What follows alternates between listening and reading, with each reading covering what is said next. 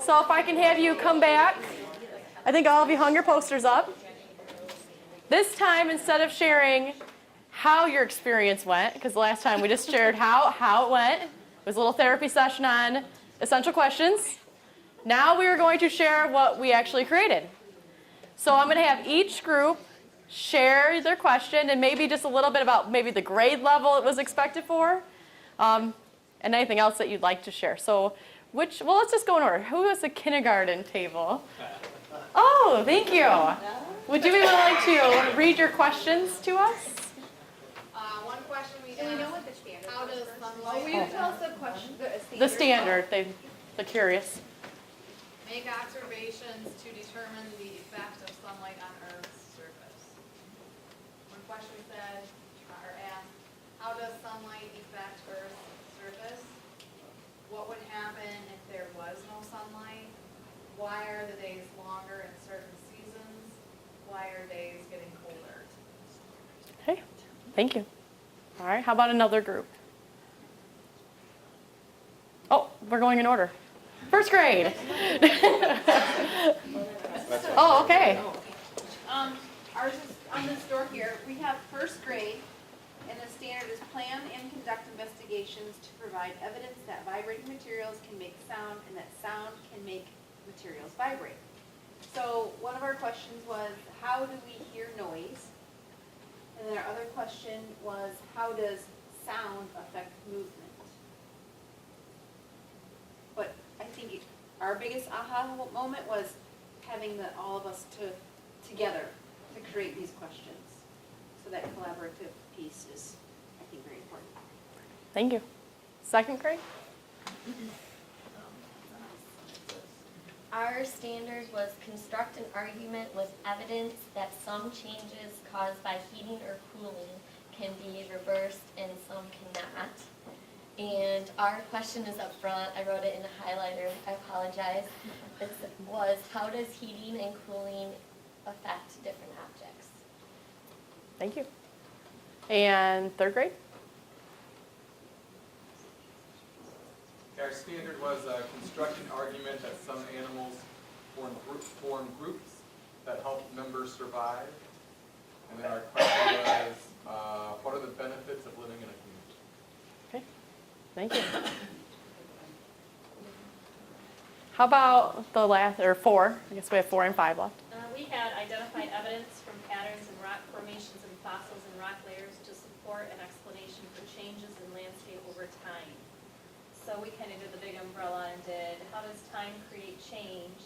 And then we took a social studies science perspective. So we did, how do layers of the earth show change over time?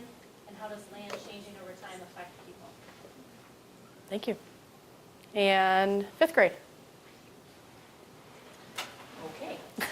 Our standard, use models to describe an energy in animals' food used for body repair, growth, motion, and to maintain body warmth was once energy from the sun.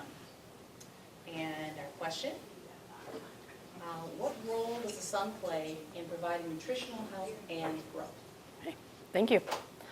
One thing that keeps coming up through many groups when I'm visiting is that there's a lot of questions about how narrowed in do I make this question? And so I know Mark mentioned it earlier, and then we keep kind of getting back to that idea is that, like I said, there could be questions that are essential that go over years.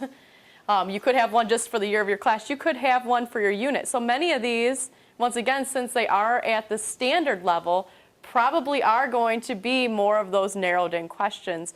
But you can also write those overarching questions. So when I came to this group over here, they had the 3 wonderful questions, and they were trying to determine which one really is the biggest question. And then, the other ones still are very engaging to students, and those are more of like a unit type question. So they're just like with our students, when we're creating questions, there's no, you have to know what the scope is that you're trying to get at when you write your question. Yes, thank you. Question for Mike.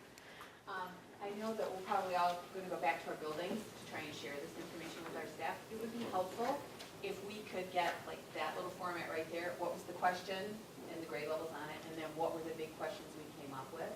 Because I think that would generate some ideas for staff. We can do an exercise very similar to this with the everybody ready then to move on to something else. Okay. Okay. Anything else that you thought from this activity? Any new thoughts about writing essential questions?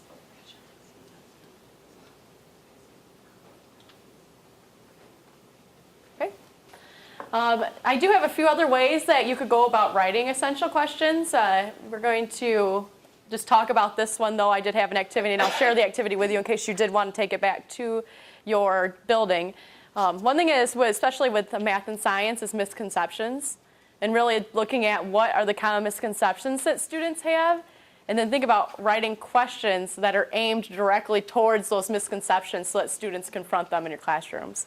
I'm sure that if you've been teaching a subject for a content area for about 5 years, you know what the students stumble on repeatedly and where things seem to go wrong with light, you know, then that would be a way that you could write questions. So the green paper is just a sampling of misconceptions, and if you were doing this, it'd be very similar, is that take those misconceptions and then think about what questions that you could write based off of common student misconceptions. And just so you know where I found these is I went online and I Googled elementary science misconceptions. So if you're ever looking for things that students are stumbling on, there are tons of resources online that can help you look to see what is happening. In fact, there's a group that's called AAAS. They did research. They have tested thousands and thousands of students to see what questions they have misconceptions about. So there are some research-based, you know, banks of misconceptions online. So the next activity we are going to do is just as though there are the levels of the scope of what you're writing about. So if you're writing a question for how much time you expect the students to really be engaged in it, there's also the level of the thought behind the question. So with Wiggins, they also had, in Understanding by Design, they had the facets of understanding. And in the facets of understanding, there's different levels. And in your book on page 35, there's a really nice chart that goes through what each of those levels means. It's almost very comparable to the depths of knowledge, to the Bloom's taxonomy. It talks about what the students will be doing. And then there's also some sample starter questions. So the sentence stems that you could drop some content or an idea into. What we're going to do is I have, or you have them on your tables, this is the blue set of paper. And there are different questions that you might ask students in your classroom. And then the white piece of paper is a grid with the different levels of questions, or the facets of understanding. And we're going to give you some time to just sort them out and put the question where you think it lines up with the facet. So take the blue, use your chart on page 35, and think about where that question might fit in the facets of understanding. What questions do you have? Okay.